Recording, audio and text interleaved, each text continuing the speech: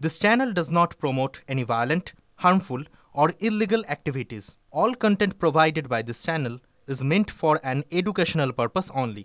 Top quality और consistent performance के लिए सिर्फ सिल्वर पंप नाम याद रखना। भारत माता की जय। তৃণমূলের দুর্নীতির বিরুদ্ধে লড়তে হবে একসাথে। তৃণমূলের দুর্নীতির বিরুদ্ধে লড়তে হবে একসাথে। তৃণমূলের অপশাসনের বিরুদ্ধে লড়তে হবে একসাথে। তৃণমূলের চাকরি চুরির বিরুদ্ধে লড়তে হবে একসাথে।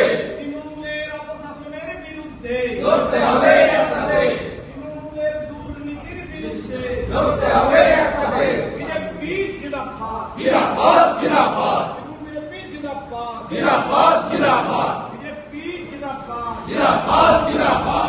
অচিন্তদা আমাদের বিজেপির বিধানসভার কনভেনার ছিল 2021-এর নির্বাচনে এবং মন্ডলের প্রেসিডেন্ট ছিল তার আগে।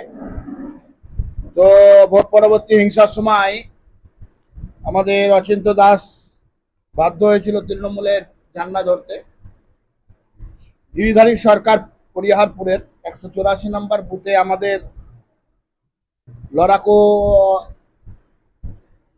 নেতা উনি আমাদের পার্টিতে আসলেন এবং কৃষ্ণেন্দু চক্রবর্তী, বিশ্বজিৎ দাস, সজল বাগদি, কমলেশ বাগদি, আদিত্য সাহা, বিক্রম বাগদি, লালটু গড়াই, এদের নেতৃত্বে 150টি পরিবার ভারতীয় জনতা পার্টিতে আমাদের সঙ্গে যুক্ত হলো।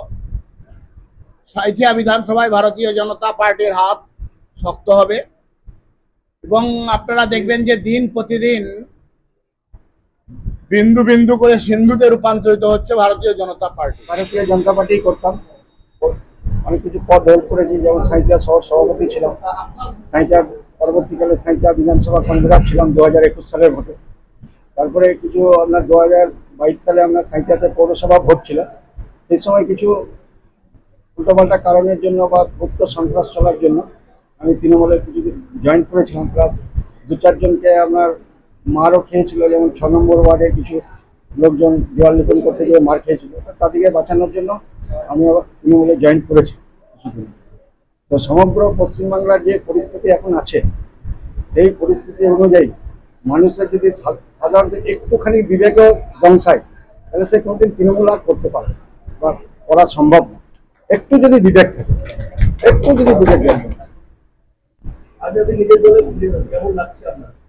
আমি তো খুব খুশি।